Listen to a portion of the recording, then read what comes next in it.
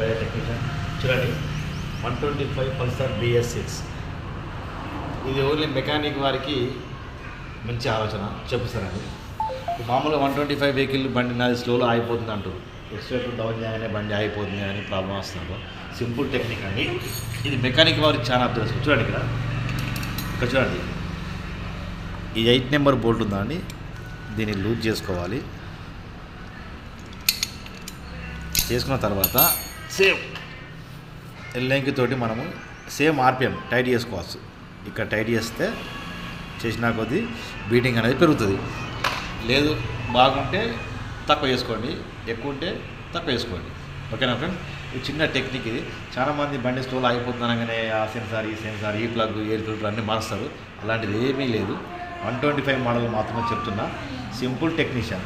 8 number board loose చేయాలి, స్వాల్ ఎల్లేగితో కొంచెం టైట్ చేయాలి. సేమ్ RPM ఎలా పెంచుతాం మనం అన్ని వెహికల్స్కు సేమ్ అలా పెట్టుకోవచ్చు. పెట్టుకున్న తర్వాత ఈ బోల్ట్ మళ్ళీ లాక్ చేసుకోవాలి. లాక్ చేస్తే సరిపోతుంది. ఓకేనా? దీనికోసం ఈ సెన్సార్లు ఇప్పడం ఇవన్నీ క్లీన్ చేయడం ఏదో చేస్తాను ఎంత చేయడం వేస్ట్. ఇది ఒక టెక్నిక్ పాటించాలి. ఓకేనా ఫ్రెండ్స్? ఇంకా మరిన్ని చిట్కాలు మళ్ళీ నెక్స్ట్ వీడియోలో మళ్ళీ పెడతాను.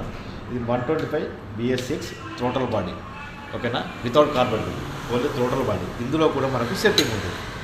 ఓకేనా ఫ్రెండ్స్? ఇంకేమైనా డౌట్స్ ఉంటే నా నెంబర్కి కాల్ చేయండి. మళ్ళీ వీడియోస్ పెడతాను. ఓకేనా? బాయ్.